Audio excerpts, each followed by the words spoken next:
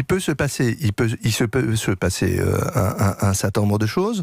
Vous avez vu hier qu'il y a eu des mesures sur les rassemblements. Aujourd'hui, à ma connaissance, je vais parler très prudemment parce que là aussi, il faut accepter que les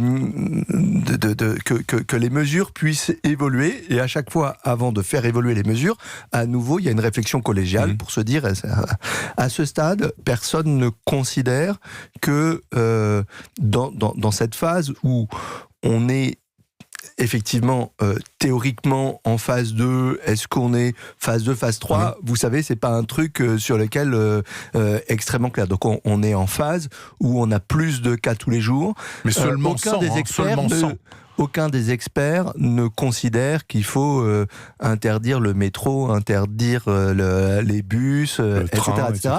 On est plutôt, vraiment, la préoccupation dans cette montée. On a plus de cas hier qu'on en avait il y a 3 jours, etc. Et on se met en condition de continuer. C'est de faire en sorte qu'on puisse, comme on le fait, pardon pour cette comparaison, mais comme on le fait pour la grippe, être tous prêts pour les patients les plus graves.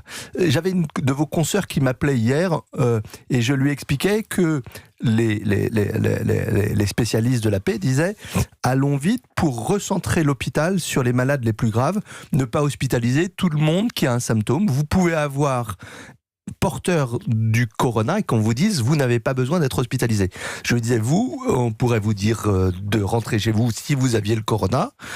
Votre mère âgée, fragile, on lui dirait de rester à l'hôpital. Donc il faudra comprendre qu'il y a, et ça sera très important dans les jours qui viennent, qu'on peut être porteur du corona sans qu'on vous demande d'être hospitalisé, comme quand vous avez la grippe. Si on hospitalisait tous les gens qui avaient la grippe, l'hôpital, il y aurait 50 personnes par chambre.